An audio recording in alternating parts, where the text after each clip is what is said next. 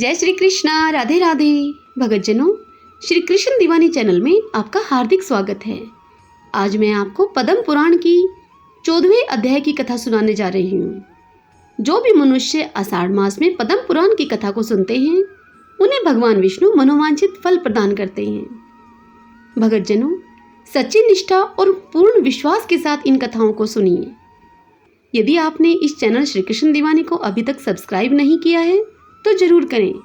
Bell icon के button को भी प्रेस कर लीजिएगा ताकि आपको हमारे आने वाले सभी वीडियोस की नोटिफिकेशन सबसे पहले मिल सके। सब बोलिए विष्णु भगवान की जय, पद्म पुराण की जय। आइए अब कथा सुनते हैं। आज के इस अध्याय की कथा में हम पुष्कर तीर्थ की महिमा, वहां वास करने वाले लोगों के लिए नियम तथा आश्रम धर्म का निरूपण, आज हम इस पावन कथा का रसपान करेंगे। पुलसत्य जी कहते हैं कि हे राजन, मेरुगिरि के शिखर पर श्रीनिधान नामक एक नगर है जो नाना प्रकार के रत्नों से सुशोभित, अनेक आश्चर्यों का घर तथा बहुतेरे वृक्षों से हरा भरा है। भांति भांति की अद्भुत धातुओं से उसकी बड़ी विचित्र शोभा होती है। वह स्वच्छ सैफ्टिक मणि के समान निर्मल दिखाई देता है। वहाँ ब्रह्मा जी का वैराज नामक भवन है जहाँ देवताओं को सुख देने वाली कांतिमती नाम की सभा है। वह मुनि समुदाय से सेवित तथा ऋषि महर्षियों से हरी भरी रहती है। एक दिन देवेश्वर ब्रह्मा जी उसी सभा में बैठकर जगत का निर्माण करने वाले परमेश्वर का ध्यान कर रहे थे। ध्यान करते करते उनके मन में यह विचार उठा कि मैं किस प्रकार यज्ञ करूं, भूतल पर कहाँ और किस स्थान पर मुझे यज्ञ करना चाहिए। काशी, प्रयाग, तुंगा, तुंगभद्रा, नैमिषारण्य, पुष्कर, कांची, भद्रा, देविका, कुरुक्षेत्र, तो सरस्वती और प्रभास आदि बहुत से तीर्थ हैं। भूमंडल में चारों ओर जितने पुण्य तीर्थ और क्षेत्र हैं उन सबको मेरी आज्ञा से रुद्र ने प्रकट किया है, जिससे मेरी उत्पत्ति हुई है। भगवान श्री विष्णु की नाभि से प्रकट हुए उस कमल को ही वेद पाठी ऋषि पुष्कर तीर्थ कहते हैं। पुष्कर तीर्थ उसी का व्यक्त रूप है।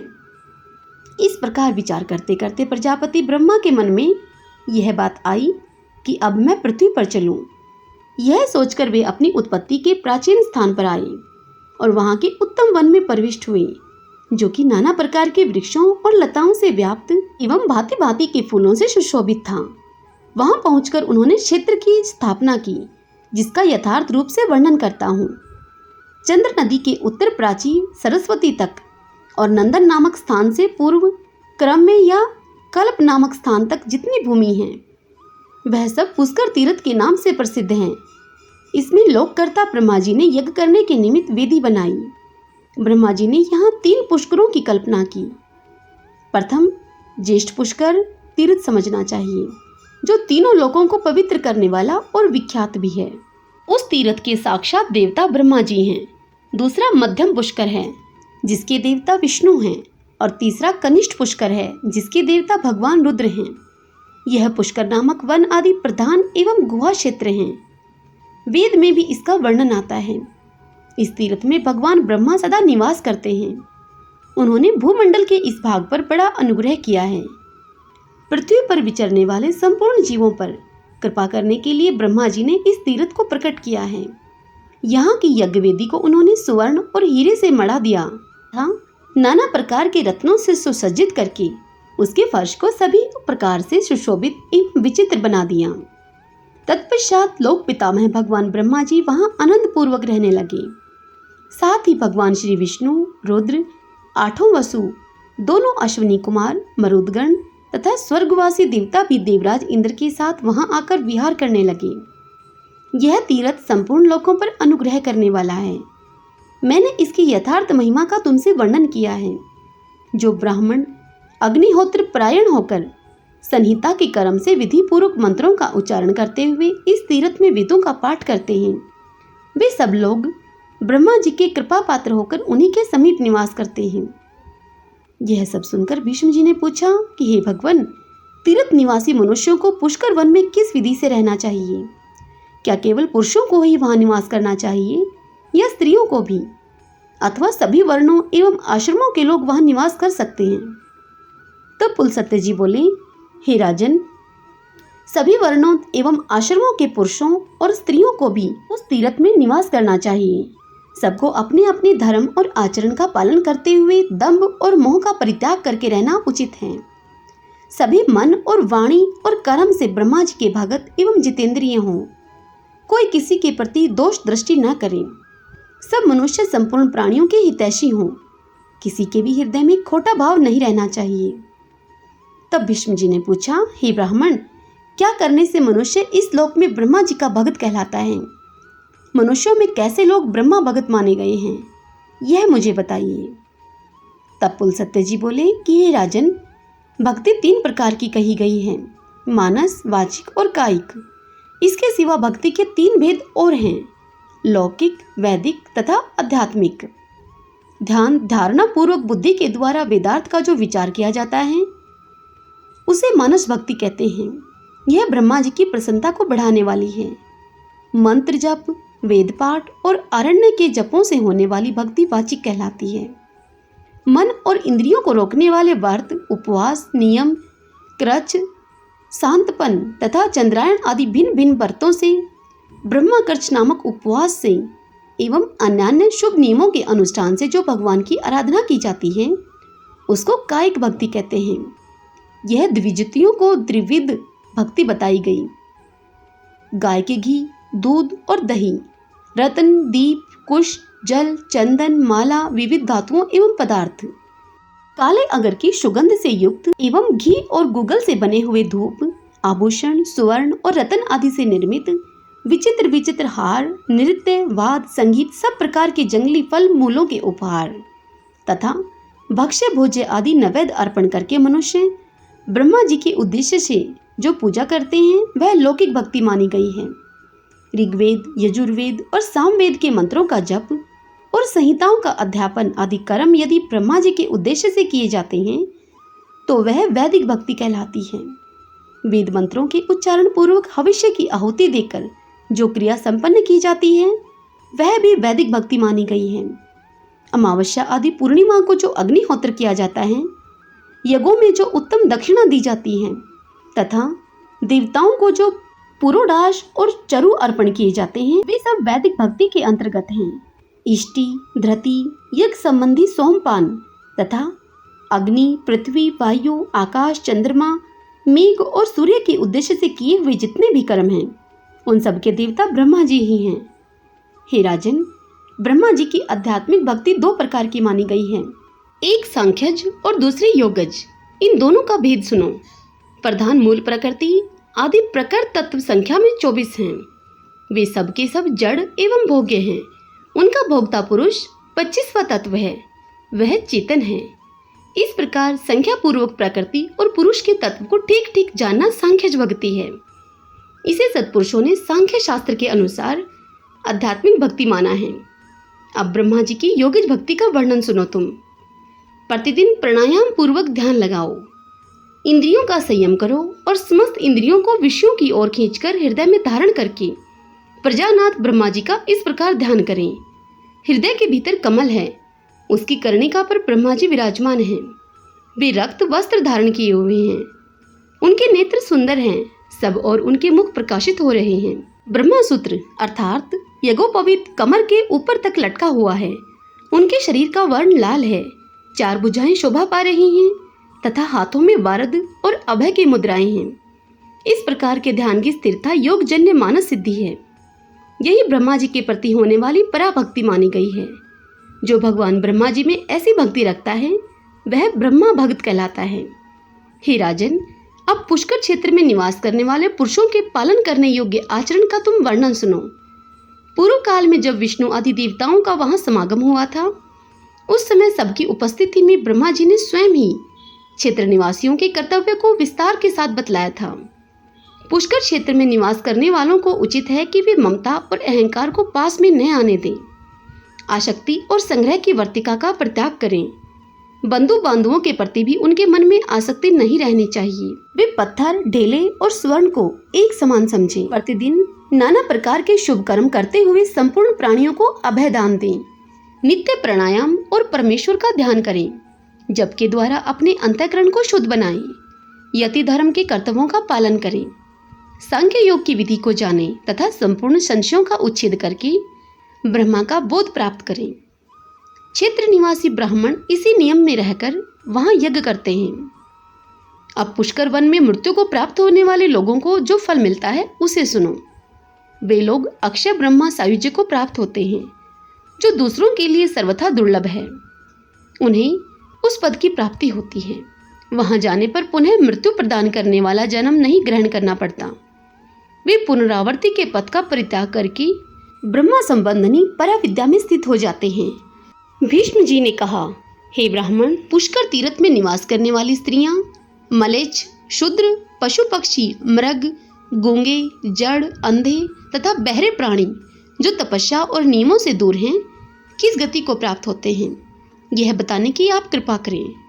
तब पुलस्त्य जी बोले कि हे भीष्म, पुष्कर क्षेत्र में मरने वाले मलेच्छ, शूद्र, स्त्री, पशु, पक्षी और मृग आदि सभी प्राणी ब्रह्मालोक को प्राप्त होते हैं। वे दिव्य शरीर धारण करके सूर्य के समान तेजस्वी विमानों पर बैठकर ब्रह्मालोक की यात्रा करते हैं। तिर्यक योनिक में पड़े हुए पशु पक्षी, कीड़े मकोड़े, चींटियां, थलचर, जलचर, स्वेदज, अंडज, उद्भिवज और जरायुज आदि प्राणी यदि पुष्कर वन में प्राणों का त्याग करते हैं तो सूर्य के समान कांतिमान विमानों में बैठकर ब्रह्मालोक को जाते हैं। जैसे समुद्र के समान दूसरा कोई जलाशय नहीं है, वैसे ही पुष्कर के समान दूसरा कोई तीर्थ नहीं है। अब मैं तुम्हें अन्य देवताओं का परिचय देता हूँ जो इस पुष्कर क्षेत्र में सदा विद्यमान रहते हैं। भगवान श्री विष्णु के साथ इंद्र आदि संपूर्ण देवता, गणेश, कार्तिकेय, चंद्रमा, सूर्य और देवी, ये सब संपूर्ण जगत का हित करने के लिए ब्रह्मा जी के निवास स्थान पुष्कर क्षेत्र में सदा विद्यमान रहते हैं। इस तीर्थ में निवास करने वाले लोग सतयुग में 12 वर्षों तक, त्रेता में 1 वर्ष तक तथा द्वापर में 1 मास तक तीर्थ सेवन करने से जिस फल को पाते थे उसे कलयुग में 1 दिन रात के तीर्थ सेवन से ही प्राप्त कर लेते हैं। यह बात देवादिदेव ब्रह्मा जी ने पूर्व काल में मुझसे, मैं पुलस्त्य जी, मुझसे कही थी। पुष्कर से बढ़कर इस पृथ्वी पर दूसरा कोई क्षेत्र नहीं है, इसलिए पूरा प्रयत्न करके मनुष्य को इस पुष्कर वन का सेवन करना चाहिए। ब्रह्मचारी, गृहस्थ, वानप्रस्थ और सन्यासी, ये सब लोग अपने अपने शास्त्र उक्त धर्म का पालन करते हुए इस क्षेत्र में परम गति को प्राप्त होते हैं। धर्म और अर्थ के तत्व को जानने वाले पुरुष को चाहिए कि वह अपनी आयु के 1/4 भाग तक दूसरे की निंदा से बचकर ब्रह्मचार्य का पालन करते हुए गुरु अथवा गुरुपुत्र के समीप निवास करें तथा गुरु की सेवा से जो समय बचे उसमें अध्ययन करें। श्रद्धा और आदर पूर्वक गुरु का आश्रय ले। गुरु के घर में रहते हुए गुरु के सोने के पश्चात शयन करें और उनके उठने से पहले उठ जाए। शिष्य के करने योग्य जो कुछ सेवा आदि कार्य हों वह सब पूरा करके ही शिष्य को गुरु के पास खड़ा होना चाहिए। वह सदा गुरु का किंकर होकर सब प्रकार की सेवाएं करे, सब कार्यों में कुशल हो, पवित्र, कार्यदक्ष और गुणवान बने, गुरु को प्रिय लगने वाला उत्तर दे, इंद्रियों को जीतकर शांत भाव से गुरु की ओर देखे। गुरु के भोजन करने से पहले भोजन और जलपान करने से पहले जलपान न करें। गुरु खड़े हों तो स्वयं भी बैठे ना रहे, उनके सोए बिना शयन भी न करें। उत्तान हाथों के द्वारा गुरु के चरणों का स्पर्श करें। गुरु के दाहिने पैर को अपने दाहिने हाथ से और बाएं पैर को बाएं हाथ से धीरे धीरे दबाए और इस प्रकार प्रणाम करके गुरु से कहे कि हे भगवान, मुझे पढ़ाइए। हे प्रभु, यह कार्य मैंने पूरा कर लिया है और इस कार्य को मैं अभी करूँगा। इस प्रकार पहले कार्य करें और फिर किया हुआ सारा काम गुरु को बता दें। मैंने ब्रह्मचारी के नियमों का यहाँ विस्तार के साथ वर्णन किया है। गुरु भक्त शिष्य को इन सभी नियमों का पालन करना चाहिए। इस प्रकार अपनी शक्ति के अनुसार गुरु की प्रसन्नता का संपादन करते हुए शिष्य को कर्तव्य में लगे रहना उचित है।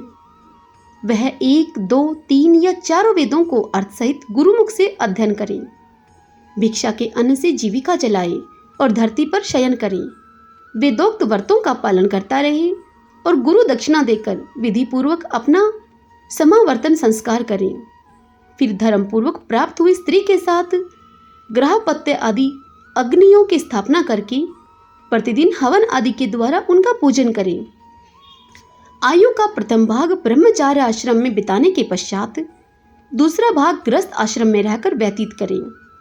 गृहस्थ ब्राह्मण यज्ञ करना, यज्ञ कराना, वेद पढ़ना, वेद पढ़ाना तथा दान देना और दान लेना, इन 6 कर्मों का अनुष्ठान करें।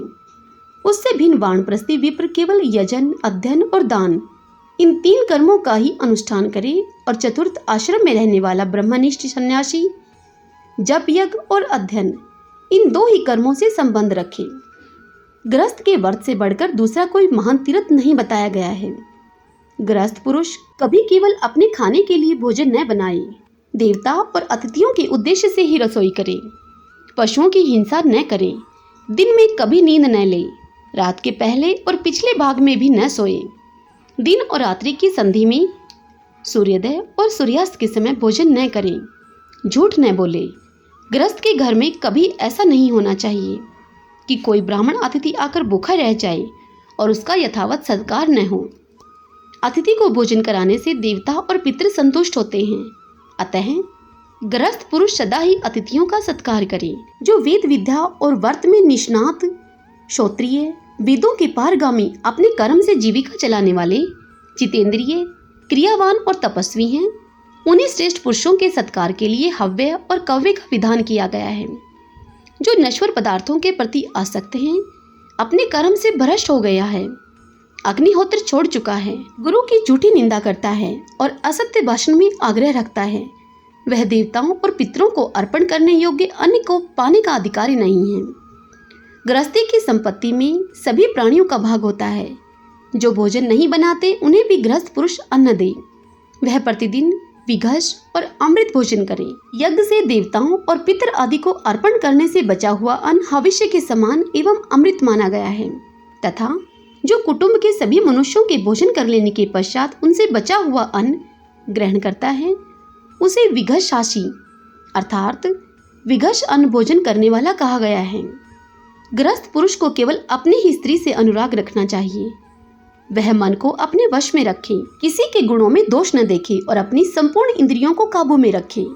ऋत्विक, पुरोहित, आचार्य, मामा, अतिथि, शरणागत, वृद्ध, बालक, रोगी, वैद्य, कुटुंबी, संबंधी, बांधव, माता पिता, दामाद, भाई, पुत्र, स्त्री, बेटा, बेटी तथा दास दासियों के साथ विवाद नहीं करना चाहिए। जो इनसे विवाद नहीं करता वह सब प्रकार के पापों से मुक्त हो जाता है।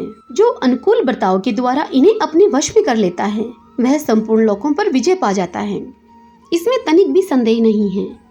आचार्य ब्रह्मा लोक का स्वामी है, पिता प्रजापति लोक का प्रभु है, अतिथि संपूर्ण लोकों का ईश्वर है, ऋत्विक वेदों का अधिष्ठान और प्रभु होता है, दामाद अप्सराओं के लोक का अधिपति है, कुटुंबी विश्व देव संबंधी लोकों के अधिष्ठाता हैं, संबंधी एवं बांधव दिशाओं के तथा माता और मामा भूलोक के स्वामी हैं, वृद्ध, बालक और रोगी यह 3 मनुष्य आकाश के प्रभु हैं, पुरोहित ऋषि लोक के और शरणागत सादे लोकों के अधिपति हैं, वैद्य अश्विनी कुमारों के लोक का तथा भाई वशुलोक का स्वामी हैं, पत्नी वायुलोक की ईश्वरी तथा कन्या अप्सराओं के घर की स्वामिनी है, बड़ा भाई पिता के समान होता है, पत्नी और पुत्र अपने ही शरीर हैं, दास वर्ग परछाई के समान है तथा कन्या अत्यंत दीन दया के योग्य मानी गई है। इसलिए उपयुक्त व्यक्ति कोई अपमानजनक बात भी कह दे तो उसे चुपचाप सह लेना चाहिए, कभी क्रोध या दुख नहीं करना चाहिए। गृहस्थ धर्मपरायण विद्वान पुरुष को एक ही साथ बहुत से काम नहीं आरंभ करने चाहिए।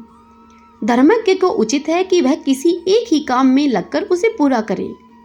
गृहस्थ ब्राह्मण की 3 जीविकाएं हैं, उनमें उत्तरोत्तर श्रेष्ठ एवं कल्याणकारक है। पहले है कुंभ धान्य वृत्ति, जिसमें 1 घड़े से अधिक धान्य का संग्रह न करके जीवन निर्वाह किया जाता है। दूसरी उच्चशील वृत्ति है, जिसमें खेती कट जाने पर खेतों में गिरी हुई अनाज की बालें चुनकर लाई जाती हैं और उन्हीं से जीवन का निर्वाह किया जाता है। तीसरी कापोती वृत्ति है, जिसमें खलिहान और बाजार से अन्न के बिखरे हुए दाने चुनकर लाए जाते हैं और उन्हीं से जीविका चलाई जाती है। जहाँ इन 3 वृत्तियों से जीविका चलाने वाले पूजनीय ब्राह्मण निवास करते हैं, उस राष्ट्र की वृद्धि होती है। जो ब्राह्मण गृहस्थ की इन 3 वृत्तियों से जीवन का निर्वाह करता है और मन में कष्ट का अनुभव नहीं करता, वह 10 पीढ़ी तक के पूर्वजों को तथा आगे होने वाले संतानों की भी 10 पीढ़ियों को पवित्र कर देता है। हे भीष्म, अब मैं तीसरे आश्रम वानप्रस्थ का वर्णन करता हूँ। सुनो। गृहस्थ पुरुष जब यह देख ले कि मेरे शरीर में झुर्रियां पड़ गई हैं, सिर के बाल सफेद हो गए हैं और पुत्र के भी पुत्र हो गया है, तो वह वन में चला जाए, जिन्हें गृहस्थ आश्रम के नियमों से निर्वेद हो गया है। अतएव जो वानप्रस्थ की दीक्षा लेकर गृहस्थ आश्रम का त्याग कर चुकते हैं, पवित्र स्थान में निवास करते हैं, जो बुद्धि बल से संपन्न तथा सत्य, शौच और क्षमा इन सद्गुणों से युक्त हैं, उन पुरुषों के कल्याण में नियमों का तुम वर्णन सुनो। प्रत्येक द्विज को अपनी आयु का तीसरा भाग वानप्रस्थ आश्रम में रहकर व्यतीत करना चाहिए। वानप्रस्थ आश्रम में भी वह उन्हीं अग्नियों का सेवन करे जिनका गृहस्थ आश्रम में वह सेवन करता था।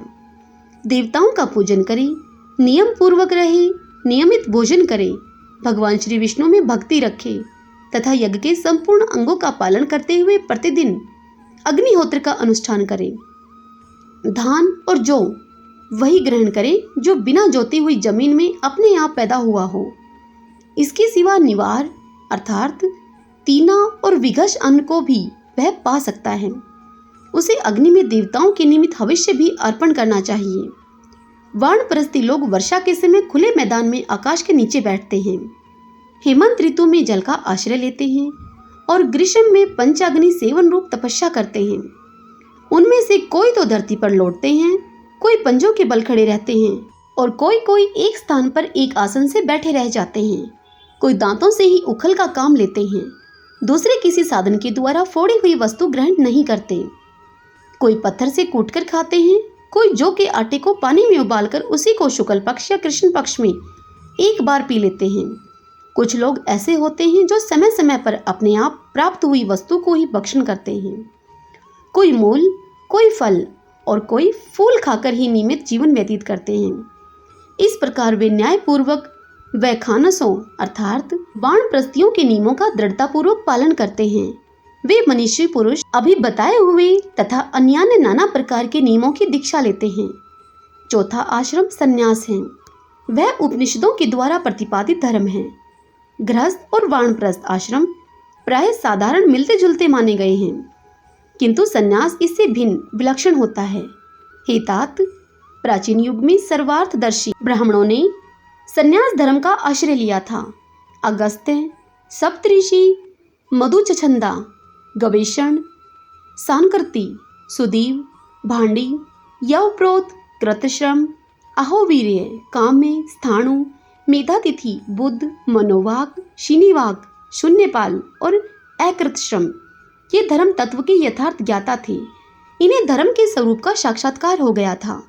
इनके सिवा धर्म की निपुणता का ज्ञान रखने वाले उग्र तपस्वी ऋषियों के जो यायावर नाम से प्रसिद्ध गण हैं, वे सभी विषयों से उपरत होकर माया के बंधन को तोड़कर वन में चले गए थे। मुमुक्षु को उचित है कि वह सर्वस्व दक्षिणा देकर सबका त्याग करके तत्काल आत्म कल्याण करने वाला बने।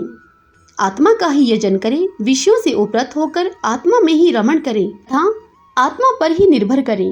सब प्रकार के संग्रह का परित्याग करके भावना के द्वारा गारह पत्य आदि अग्नियों की आत्मा में स्थापना करें और उसमें तदनुरूप यज्ञों का सर्वदा अनुष्ठान करता रहे। चतुर्थ आश्रम सबसे श्रेष्ठ बताया गया है। वह तीनों आश्रमों के ऊपर है। उसमें अनेक प्रकार के उत्तम गुणों का निवास है। वही सबकी चरम सीमा परम आधार है। ब्रह्मचार्य आदि 3 आश्रमों में क्रमशः रहने के पश्चात काषाय वस्त्र धारण करके संन्यास ले लें। सर्वस्व त्याग रूप संन्यास सबसे उत्तम आश्रम है। सन्यासी को चाहिए कि वह मोक्ष की सिद्धि के लिए अकेले ही धर्म का अनुष्ठान करे, किसी को साथ न रखे। जो ज्ञानवान पुरुष अकेला विचरता है वह सबका त्याग कर देता है, उसे स्वयं कोई हानि नहीं उठानी पड़ती। सन्यासी अग्निहोत्र के लिए अग्नि का चयन न करे, अपने रहने के लिए कोई घर न बनाए, केवल भिक्षा लेने के लिए ही गांव में प्रवेश करे। कल के लिए किसी वस्तु का संग्रह न करे, मौन होकर शुद्ध भाव से रहे तथा थोड़ा और नियमित भोजन करे। प्रतिदिन एक ही बार भोजन करे। भोजन करने और पानी पीने के लिए कपाल अर्थात काठ या नारियल आदि का पात्र विशेष रखना, वृक्ष की जड़ में निवास करना, मलिन वस्त्र धारण करना, अकेले रहना तथा सब प्राणियों की ओर से उदासीनता रखना, ये भिक्षु अर्थात सन्यासी के लक्षण हैं। जिस पुरुष के भीतर सबकी बातें समा जाती हैं जो सबकी सह लेता है तथा जिसके पास से कोई बात लौटकर पुनः वक्ता के पास नहीं जाती, जो कटु वचन कहने वालों को भी कटु उत्तर नहीं देता, वही सन्यास आश्रम में रहने का अधिकारी है। कभी किसी की भी निंदा को न तो करे और न ही सुने। विशेषतः ब्राह्मणों की निंदा तो किसी तरह न करे। ब्राह्मण का जो शुभ कर्म हो उसी की सदा चर्चा करनी चाहिए। जो उसके लिए निंदा की बात हो उसके विषय में मौन रहना चाहिए। यही आत्मशुद्धि की दवा है। जो जिस किसी भी वस्तु से अपना शरीर ढक लेता है, जो कुछ भी मिल जाए उसे खाकर अपनी भूख को मिटा लेता है और जहाँ कहीं भी सो जाता है, उसे देवता, ब्राह्मण, ब्रह्मवेता समझते हैं। जो जन समुदाय को सांप समझकर, स्नेह संबंध को नरक जानकर तथा स्त्रियों को मुर्दा समझकर उन सबसे डरता रहता है, उसे देवता लोग ब्राह्मण कहते हैं। जो मान या अपमान होने पर स्वयं हर्ष अथवा क्रोध के वशीभूत नहीं होता, उसे देवता लोग ब्राह्मण मानते हैं। जो जीवन और मरण का अभिनंदन न करके सदा काल की ही प्रतीक्षा करता रहता है, उसे देवता ब्राह्मण मानते हैं। जिसका चित्त राग द्वेष आदि के वशीभूत नहीं होता, जो इंद्रियों को वश में रखता है तथा जिसकी बुद्धि भी दूषित कभी नहीं होती, वह मनुष्य सब पापों से मुक्त हो जाता है। जो संपूर्ण प्राणियों से निर्भय है तथा समस्त प्राणी जिससे भय नहीं मानते, उस देह अभिमान से मुक्त पुरुष को कहीं भी भय नहीं होता। जैसे हाथी के पदचिन्ह में अन्य समस्त पादचारी जीवों के पदचिन्ह समा जाते हैं तथा जिस प्रकार संपूर्ण ज्ञान चित्त में लीन हो जाते हैं, उसी प्रकार सारे धर्म और अर्थ अहिंसा में लीन रहते हैं। हे राजन, जो हिंसा का आश्रय लेता है वह सदा ही मृत के समान है। इस प्रकार जो सबके प्रति समान भाव रखता है, भली भांति धैर्य धारण किए रहता है, इंद्रियों को अपने वश में रखता है तथा संपूर्ण भूतों को त्राण देता है, वह ज्ञानी पुरुष उत्तम गति को प्राप्त होता है। जिसका अंतःकरण उत्तम ज्ञान से परितृप्त है तथा जिसमें ममता का सर्वथा अभाव है, उस मनीषी पुरुष की मृत्यु नहीं होती, वह अमृत तत्व को प्राप्त हो जाता है। ज्ञानी मुनि सब प्रकार की आसक्तियों से मुक्त होकर आकाश की भांति स्थित होता है। जो सब में विष्णु की भावना करने वाला और शांत होता है, उसे ही देवता लोग ब्राह्मण मानते हैं। जिसका जीवन धर्म के लिए, धर्म आत्म संतोष के लिए तथा दिन रात पुण्य के लिए है, उसे देवता लोग ब्राह्मण समझते हैं। जिसके मन में कोई कामना नहीं होती, जो कर्मों के आरंभ का कोई संकल्प नहीं करता तथा नमस्कार और स्तुति से दूर रहता है, जिसने योग के द्वारा कर्मों को क्षीण कर दिया है, उसे देवता लोग ब्राह्मण मानते हैं। संपूर्ण प्राणियों की अभय की दक्षिणा देना संसार में समस्त दानों से बढ़कर है। जो किसी की निंदा का पात्र नहीं है तथा जो स्वयं भी दूसरों की निंदा नहीं करता, वही ब्राह्मण परमात्मा का साक्षात्कार कर पाता है। जिसके समस्त पाप नष्ट हो गए हैं, जो इहलोक और परलोक में भी किसी वस्तु को पाने की कोई इच्छा नहीं करता, जिसका मोह दूर हो गया है, जो मिट्टी के ढेले और स्वर्ण को समान दृष्टि से देखता है, जिसने रोष को त्याग दिया है, जो निंदा स्तुति और प्रिय अप्रिय से रहित होकर सदा उदासीन की भांति विचरता रहता है, वही वास्तव में सन्यासी है। हरि ओम तत्सत।